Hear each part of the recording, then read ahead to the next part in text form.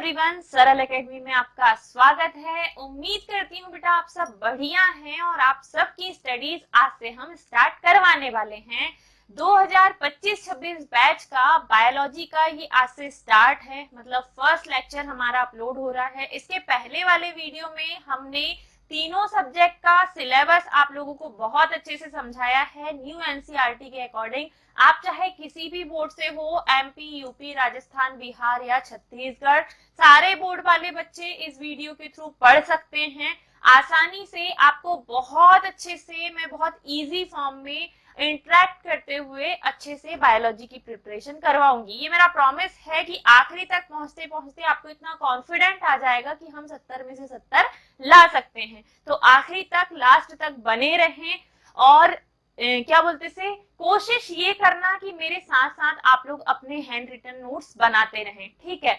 तो क्योंकि आपके अपने नोट्स, आपके अपने डायग्राम आपको और ज्यादा मोटिवेट करेंगे और ज्यादा रोक के रखेंगे, जोड़े रखेंगे स्टडी से, है ना। इधर उधर भागने की जरूरत नहीं पड़ेगी। तो चलिए स्टार्ट करते हैं बेटा। पहला चैप्टर हम आज स्टार्ट कर रहे हैं। फर्स्ट लेक्चर ये हमारा है जो कि है पुष्पीय पादपों में लैंगिक जनन, यानी कि sexual reproduction in flowering plant. शुरुआत हो रही है पहली यूनिट की। पहली यूनिट में मैं पहले भी बता चुकी हूँ, सिलेबस में 3 चैप्टर्स हैं। पुष्पीय पादपों में लैंगिक जनन, दूसरा चैप्टर हम पढ़ेंगे मानव जनन यानी कि ह्यूमन रिप्रोडक्शन, और तीसरा रहेगा बेटा जनन स्वास्थ्य। तीनों को मिला के 16 नंबर की ये यूनिट है। तो जैसा कि चैप्टर का नाम आपको दिख रहा है, पुष्पीय पादपों में लैंगिक जनन, ठीक है। किनकी बात हो रही है? पुष्पीय पादपों की। तो जब पादपों की बात आए तो सबसे पहले मुझे ये बताइए, जो पादप जगत है उसे कितने भागों में बांटा गया है? पादप जगत को कितने वर्गों में बांटा गया है? तो ये जो पादप जगत है इसको बेटा 5 भागों में यानी कि 5 वर्गों में बांटा गया है। और बांटने वाले जो थे वो थे कौन? R H. Whitaker sir. R H. Whitaker ने 5 जगत वर्गीकरण दिया था पहले, मतलब मोनेरा, प्रोटिस्टा, फंजाई, ये जो क्या बोलते से जंतु और पादप दोनों का क्लासिफिकेशन उन्होंने किया था। तो सबसे पहले उन्होंने क्लासिफिकेशन 5 जगत में किया। उसके बाद जो जंतु जगत है उसको अलग, लेकिन जो पादप जगत है उसको इन्होंने वापस से कितने भागों में बांटा? 5 भागों में। तो पादप जगत को 5 भागों में बांटा गया है। ये 5 भाग बांटे गए किसके द्वारा? आर.एच. विटेकर सर के द्वारा। जबकि इसके जो जनक हैं वो है कौन? Carolus Linnaeus sir. तो 5 जगत, पादप जगत को 5 जगत में बांटा गया है, सॉरी 5 भागों में, 5 वर्गों में बांटा गया है। पहला जो है बेटा वो है शैवाल। फर्स्ट है शैवाल, जिसे थैलोफाइटा भी कहते हैं। थैलोफाइटा किसे कहते हैं? शैवाल को। ये आपका रिवीजन भी हो रहा है 11th का, साथ ही साथ इसकी इंपॉर्टेंस आपको आगे समझ में आएगी कि क्यों मैं आपको ये सब बता रही हूँ। तो ध्यान से बने रहना, एक भी चीज हम फालतू नहीं पढ़ रहे हैं। तो पहला जो था वो था क्या? शैवाल। दूसरा है बेटा ब्रायोफाइटा। सेकंड जो था वो ब्रायोफाइटा था। अब शैवाल जो है, इस शैवाल की खासियत ये है कि ये सिर्फ ग्रीन कलर की होती है और जनरली वाटर टैंक या ऐसी जगह जहां नमी होती है वहां पर ये उगती है। बहुत चिकनी चिकनी होती है। इसमें ना जड़ होता है, ना तना होता है, ना पत्ती होती है, ना फल आते हैं, ना फूल आते, ऐसा कुछ भी इनमें नहीं होता। इसमें सिर्फ पाया जाता है बेटा एक हरा वर्णक जिसे कहा जाता है क्लोरोफिल। क्लोरोफिल की उपस्थिति के कारण शैवाल को पादप जगत में रखा गया। ना इसके पास जड़ है, तना है, पत्ती है। जब जड़, तना, पत्ती नहीं तो फल फूल कहाँ से आएंगे? कुछ भी नहीं है। इसके पास सिर्फ एक हरा वर्णक है। उस हरे वर्णक का नाम है बेटा क्लोरोफिल। और क्लोरोफिल की उपस्थिति के कारण शैवाल को पादप जगत में जगह मिल गई। पहला वर्ग है ये, इसको थैलोफाइटा भी कहते हैं। अब आगे बढ़ते हैं। दूसरे नंबर पे है बेटा ब्रायोफाइटा। ब्रायोफाइटा में भी सेम ऐसी ही बातें, ना जड़ है, ना तना है, ना पत्ती है, कुछ भी नहीं है। लेकिन इसमें ना हल्के हल्के से उभार आ जाते हैं जड़ के जैसे। जड़ और पत्ती के जैसे हल्के छोटे छोटे उभार आ जाते हैं। जड़ के जैसे, है ना। मतलब आप ये कह सकते हो कि जब शैवाल ही ईंट के ऊपर उगे या ऐसी जगह पे उगे जहां हल्के दाने नुमा स्ट्रक्चर हमें दिखाई देने लगे, तो उस दाने नुमा स्ट्रक्चर में जब शैवाल उगने लग जाए और साथ ही साथ उसमें क्लोरोफिल पाया जाए, तो आप इसे बोलेंगे कि ये किस संघ में आ गया, ब्रायोफाइटा में। मतलब क्लोरोफिल के साथ साथ हल्की सी जड़ इसमें दिखने लग जाती है और इसे रख दिया जाता है किसमें बेटा, ब्रायोफाइटा में। बहुत दिन पुराने जो घर होते हैं, ईंट की जो दीवारें होती हैं या जो चट्टानें होती है, उसमें जो शैवाल लगती है ना, उसे ब्रायोफाइटा कहते हैं। अब तीसरा है बेटा इसके आगे टेरिडोफाइटा।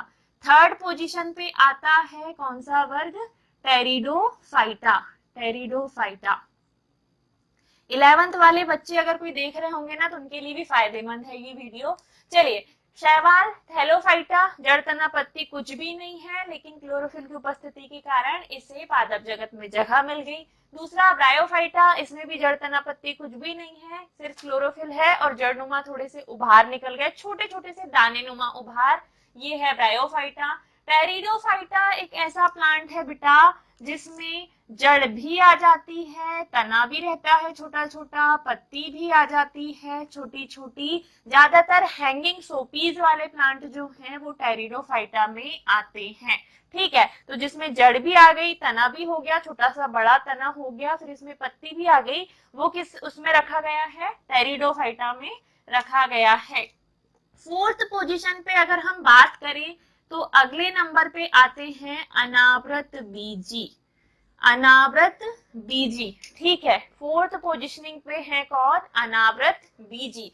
अनावृत बीजी का मतलब ये होता है कि इनमें ना जड़ भी आ चुकी है, तना भी आ चुका है, पत्ती भी आ चुकी है, छोटे मोटे फल भी लगने लग गए। इस प्रकार से जो संरचना बनेगी उसको हम बोलेंगे क्या, अनावृत बीजी पौधे। और लास्ट में फिफ्थ नंबर पर जो आते हैं वो होते हैं बेटा आवृत बीजी। ठीक है, आवृत बीजी। आवृत बीजी वे प्लांट होते हैं जिनमें जड़ है, तना है, पत्ती है, फूल आ रहे हैं, फ्लावर आ रहे हैं और फल भी लग रहे हैं। ठीक है, जड़ तना पत्ती फल फूल जिसमें सब कुछ होता है वो होते हैं कौन, आवृत बीजी। और आवृत बीजी को ही पुष्पीय पादप भी कहते हैं। आवृत बीजी को ही पुष्पीय पादप भी कहा जाता है।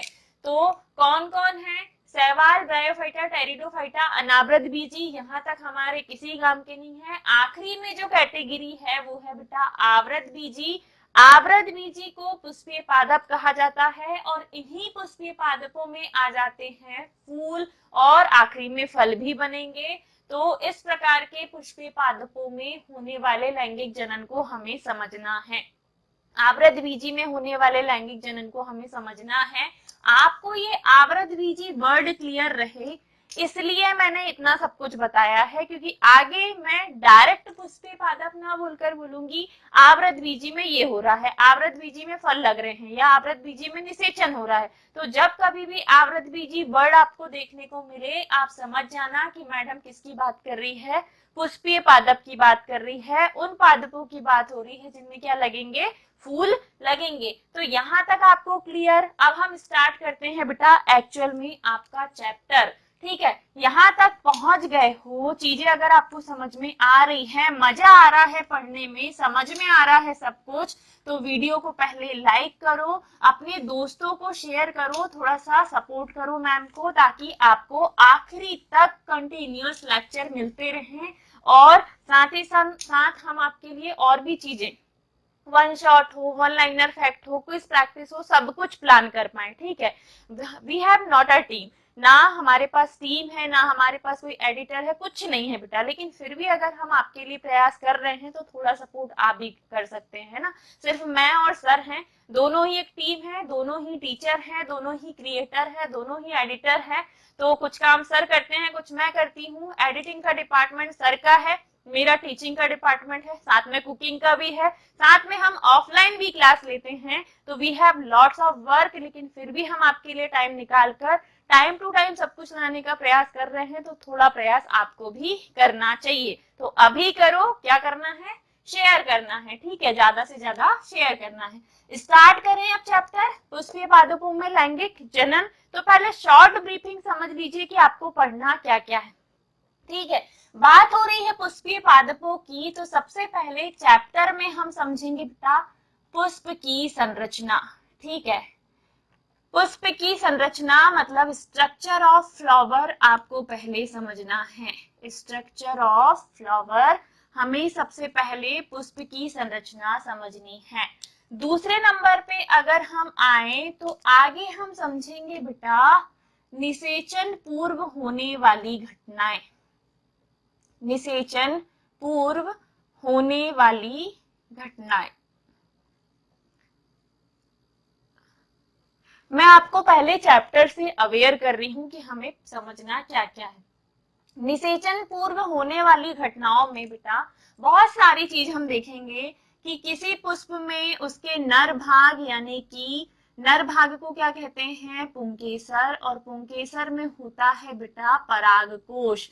तो परागकोश का निर्माण कैसे होता है, परागकण का निर्माण कैसे होता है, कैसे परागकण वर्तिकाग्र पर पहुंचते हैं, यानी कि नर युग्मकोद्भिद का विकास कैसे होता है, ये आपको आगे समझ में आएगा, ठीक है। अभी ज्यादा दिमाग मत लगाओ, आगे आपको सब कुछ समझ में आएगा। इसका विकास कैसे होता है, ये सब, परागकोश की संरचना कैसी होती है, परागकण की संरचना कैसी होती है, ये सब हमें आगे पढ़ना है, ठीक है। ये सब कुछ हमें पढ़ना है।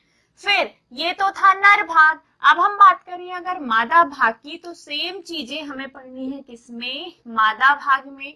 मादा भाग में भी बाकायदा जो भाग होते हैं, यानी कि अंडाशय, अंडाशय के अंदर बीजांड, बीजांड के अंदर बनेंगे मादा युग्मक, इन सारी संरचनाओं को हमें पढ़ना है। फिर मादा युग्मकोद्भिद का विकास कैसे होता है, ये हमें पढ़ना है। और जब सब कुछ पढ़ के हो जाए, तो जब हमने इधर अंडाणु का निर्माण करवा देंगे, इधर परागकण बन जाएगा, तो हम करवाएंगे बेटा निषेचन, ठीक है। हम करवाएंगे क्या, निषेचन। और जब निषेचन हो जाएगा ना, तो इसके बाद हम पढ़ेंगे निषेचन पश्च घटनाएं, मतलब निषेचन के बाद क्या क्या होता है। तो निषेचन के बाद होता कुछ नहीं है, युग्मनज बनता है, युग्मनज से भ्रूण बनता है, भ्रूण से बीज बनता है, और साथ ही साथ जो फल वाले पौधे होते हैं उनमें फल लगते हैं। और जब ये पूरा पढ़ के हो जाएगा, तो कुछ अन्य परिभाषाएं, कुछ अन्य इम्पोर्टेंट डेफिनेशंस हमें पढ़नी है। For example parthenocarpy, for example असंग जनन, बहुभ्रूणता, टैपिटम के कार्य, बहुत सारे इंपॉर्टेंट अंतर, ये सब हम आखिरी में देखेंगे, ठीक है। परागण कैसे होता है, परागण को प्रकार से ही समझाओ, ये पूरा इस चैप्टर में हमें 1 बाय 1 समझना है। फुल्ली एनसीईआरटी को हम फॉलो करेंगे बेटा, टोटली एक एक लाइन हमारी किसकी रहेगी, एनसीईआरटी की, ताकि आपको ऑब्जेक्टिव टाइप में भी दिक्कत ना हो, साथ ही साथ ऑब्जेक्टिव की भी प्रिपरेशन आपकी अच्छे से हो जाए, ठीक है। तो ये आउटलाइन है पूरे चैप्टर का, मैंने एक शॉर्ट में आपको दिखा दिया, एक आपको कह सकते इंट्रो दे दिया कि क्या क्या हमें पढ़ना है। अब हम स्टार्ट करते हैं आज का टॉपिक, जो कि है क्या, पुष्प की संरचना। पुष्प होता कैसे है, इसके कितने भाग होते हैं, आइए अब हम ये समझते हैं। अब हम समझ रहे हैं बेटा एक प्रारूपिक पुष्प की अनुप्रस्थ काट, आपकी हेडिंग यही रहेगी, एक प्रारूपिक पुष्प की अनुप्रस्थ काट। पहले मैं डायग्राम से समझाऊंगी, पहले मुझे डायग्राम से अच्छे से समझाना है, फिर मैं एक 1 मिनट वीडियो लेके आऊंगी जिसमें प्रॉपर फूल जो रहेगा मेरे हाथ में रहेगा, और उसमें आपको सारे पार्ट दिखाऊंगी एक एक करके। आपको इसी वीडियो के साथ वो अटैच करके हम दे देंगे, यहाँ पे वो डायग्राम हमें बनाना है जो हमें एग्जाम में बनाना है। एग्जाम में हम ले जाके फूल थोड़े ना चिपकाएंगे, नहीं चिपका सकते, ठीक है, वहां हमें लाइन डायग्राम बनाना होता है। तो जैसा हमें एग्जाम में बनाना होता है वैसा हम यहाँ बनाएंगे। और साथ ही साथ आपको सब कुछ समझ में आए इसीलिए मैं एक रियल वीडियो इस पर 1 मिनट वीडियो बनाऊंगी, जिसमें मैं फ्लावर के सारे अंगों को आपको दिखाऊंगी सामने से कि ये क्या है, ये क्या है, कहाँ अंडाणु बनेंगे, कैसे निषेचन होगा, सब कुछ, ठीक है। तो एक प्रारूपिक पुष्प की अनुप्रस्थ काट हमें समझनी है। एक प्रारूपिक पुष्प की अनुप्रस्थ काट हमें समझनी है। तो पहले बनाते हैं बेटा डायग्राम, ठीक है। हम एक डायग्राम से समझते हैं कि एक प्रारूपिक पुष्प होता कैसे है, और ये डायग्राम ठीक वैसा ही होगा जैसा कि आपको एग्जाम में बनाना है, कुछ अलग से नहीं। ये है एक प्रारूपिक पुष्प की अनुप्रस्थ काट। अब इसमें है क्या क्या, बाकायदा अच्छे से बनाओ, जैसा डायग्राम हमें बनाना है वैसे सब कुछ बताऊंगी, बस थोड़ा सा धैर्य रखो, है ना, थोड़ा सा धैर्य कि क्या क्या बना रहे हैं। सारे अंगों को मैं बहुत अच्छे से बताऊंगी अभी आपको कि कहाँ क्या है और कहाँ पे किसका निर्माण होता है। ये जो मैं अभी बना रही हूँ बेटा, ये नर भाग है पुष्प का, नर भाग, और नर भाग को कहते हैं पुंकेसर। बढ़िया सा डायग्राम आपको बनाना है ताकि एग्जामिनर खुश हो जाए, बिल्कुल उसका दिल खुश हो जाए और आपको पूरे में से पूरे नंबर मिले, एक भी नंबर डायग्राम में ना कटे, है ना, एक भी अंक हमारा डायग्राम में नहीं कटना चाहिए। इस बार का जो पेपर आया था ना, बड़ा खतरनाक, ठीक है, इस बार का पेपर बड़ा खतरनाक था। क्यों? क्योंकि उसमें ऐसी चीज का डायग्राम उठा के पूछ लिया था बच्चों से जो थोड़ा सा वो स्किप करके निकल जाते हैं, थोड़ा सा स्किप करके निकल जाते हैं। कलर वाले पेन यूज कर रही हूँ मैं, बढ़िया, ताकि आपको अच्छे से समझ में आए, बढ़िया से आपको समझ में आए कि कहाँ क्या बना है।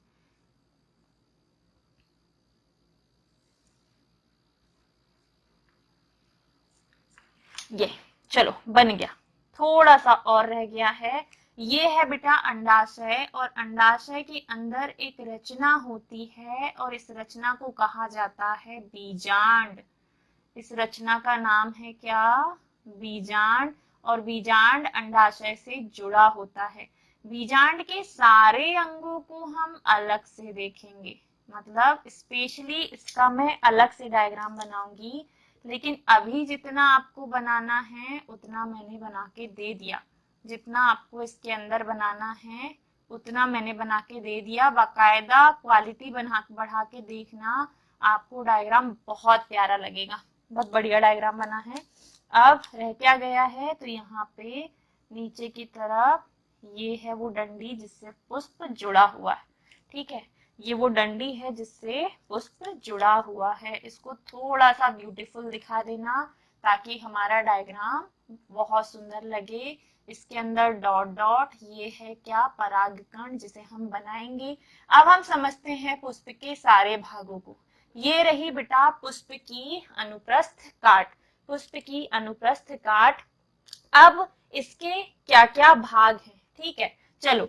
सबसे ऊपर की तरफ ये जो उभार आपको दिखाई दे रहा है, इस उभार को कहते हैं बेटा वर्तिकाग्र, ठीक है। क्या कहते हैं? वर्तिकाग्र। इंग्लिश वाले बच्चे स्टिग्मा भी पढ़ सकते हैं, स्टिग्मा, ठीक है।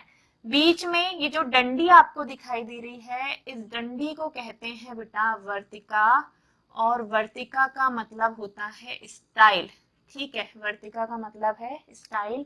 और नीचे ये जो स्ट्रक्चर आपको दिखाई दे रहा है, इसे कहते हैं बेटा अंडाशय, और अंडाशय का मतलब होता है ओवरी। और ओवरी के अंदर ये जो संरचना है, इस संरचना का नाम होता है बेटा बीजांड। और ये पूरे जो ओव्यूल, ठीक है, बीजांड को ओव्यूल कहते हैं।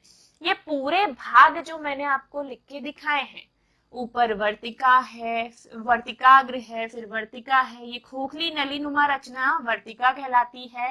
टोपी नुमा जो ऊपर धसी हुई रचना दिखाई दे रही है, ये वर्तिकाग्र है। और नीचे की तरफ ये जो गोलाकार स्ट्रक्चर है, ओवरी यानी कि अंडाशय कहलाता है। और अंडाशय के अंदर ही वो रचना होती है जिसे कहते हैं बेटा बीजांड। ये जो बीजांड है, अंडाशय की दीवार से जुड़ा हुआ होता है, अंडाशय की दीवार से चिपका रहता है और बीजांड के अंदर ही बीज बनेंगे, निषेचन की प्रक्रिया होगी, यहाँ पे मादा युग्मक यानी कि अंडाणु बनेगा।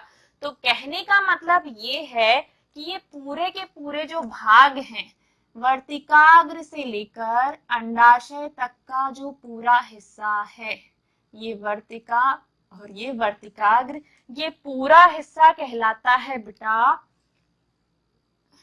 पुष्प का मादा भाग यानी कि स्त्री केसर। क्या कहलाता है? पुष्प का मादा भाग यानी कि स्त्री केसर, और स्त्री केसर के समूह को जायांग कहते हैं। पुष्प का मादा भाग यानी कि फीमेल पार्ट जो है उसका नाम है बेटा स्त्री केसर, और स्त्री केसर का जो समूह है बेटा, स्त्री केसर का समूह जो है, स्त्री केसर का ग्रुप है ना, स्त्री केसर का समूह कहलाता है जायांग। क्या कहलाता है? जायांग। और जायांग को इंग्लिश में गायनोसियम कहते हैं, जायांग को इंग्लिश में गायनोसियम कहते हैं। पुष्प का इंपॉर्टेंट भाग है मादा भाग। मादा भाग 3 हिस्सों में बटा होता है। सबसे ऊपर की तरफ होता है वर्तिकाग्र, बीच वाली डंडी को बोलते हैं वर्तिका, और नीचे की तरफ होता है अंडाशय। अंडाशय के अंदर जो रचना दिखाई दे रही है उसका नाम है बीजांड। वर्तिकाग्र, वर्तिका, अंडाशय मिलकर पुष्प का मादा भाग स्त्री केसर बनाते हैं, और स्त्री केसर एक ना हो, अगर गुच्छे में हो तो इसे जायांग कहते हैं। अब आते हैं हम पुष्प के नर भाग पे। नर भाग की अगर हम बात करते हैं ना, तो ये रहे ढेर सारे नर भाग जिसकी संख्या किसी भी पुष्प में ज्यादा होती है। ये जो पुष्प आपके सामने प्रदर्शित है बेटा, ये द्विलिंगी पुष्प है। द्विलिंगी का मतलब जिसमें नर भाग भी हो और मादा भाग भी हो। कुछ पुष्प एक लिंगी होते हैं, मतलब नर भाग वाला फूल अलग होगा, मादा भाग वाला फूल अलग होगा। नर युग्मक अलग बनेंगे, मादा युग्मक अलग बनेंगे, और वो किसी न किसी माध्यम से मादा भाग यानी कि वर्तिकाग्र पर पहुंचेंगे, पर परागण करके, वायु परागण करके या कीट परागण करके। वो हम आगे देखेंगे, आगे वो आपके पास है सिलेबस में। लेकिन अभी के लिए ये पूरा जो मैंने एक्सप्लेन किया ये मादा भाग है, और ये जो है ये नर भाग है। नर भाग में सबसे ऊपरी जो संरचना होती है, ये इस ऊपर वाली संरचना का नाम होता है बेटा परागकोश। परागकोश, और इसे एंथर कहते हैं। ठीक है, परागकोश को क्या कहते हैं? एंथर कहते हैं। परागकोश जो है वो द्विपालिक होता है, मतलब दो भागों से, ऐसे दो भागों से मिलकर बना होता है। तो दो भाग जहां आपस में जुड़े हुए होते हैं, उस जुड़े हुए हिस्से को कहते हैं बेटा योजी। योजी यानी कि कनेक्टिव, जोड़ने वाली। और नीचे ये जो ट्यूब इसे नीचे जोड़ के रखती है ना, परागकोश को जो नलिका नीचे जोड़ के रखती है, इसका नाम होता है बेटा पुतंतु। पुतंतु, ठीक है। पुतंतु को फिलामेंट कहते हैं, पुतंतु को फिलामेंट कहते हैं। ये योजी को कनेक्टिव कहते हैं, लिख लेना। और फिर परागकोश को एंथर कहते हैं। तीनों मिलकर बनाते हैं बेटा पुष्प का मादा भाग। कौन कौन? योजी, पुतंतु और परागकोश। योजी को छोड़ भी दिया तो परागकोश और पुतंतु मिलकर बनाते हैं पुष्प का मादा भाग, सॉरी नर भाग। और नर भाग को कहा जाता है बेटा पुंकेसर।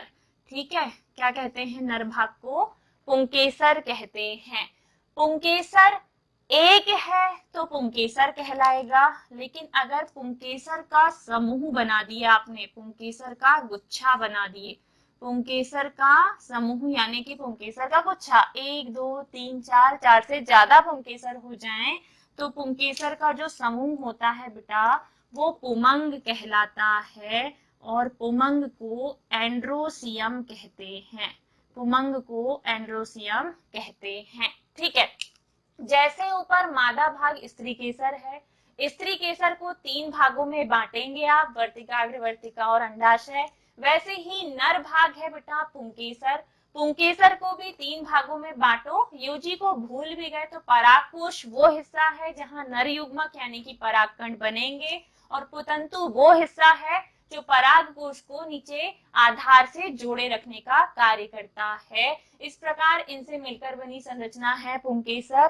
पुष्प का नर भाग मेल पार्ट और पुंकेसर का समूह पुमंग यानी कि एंड्रोसियम कहलाता है। जब भी फीमेल को कोई प्रॉब्लम होती है वो फीमेल डॉक्टर के पास जाती है यानी कि गायनी के पास जाती है। तो जैसे गायनी फीमेल्स के लिए है वैसे ही गायनोसियम भी फीमेल बर्ड है जो कि है स्त्री केसर का समूह। ठीक है, स्त्री केसर का समूह गायनोसियम गायनी वर्ड से आप कनेक्ट करके याद रख सकते हैं। अब नीचे की तरफ जब आप आएंगे ना तो ये ब्यूटीफुल ब्यूटीफुल सी जो पंखुड़ी दिखाई दे रही है इस पंखुड़ी को कहा जाता है बेटा दल।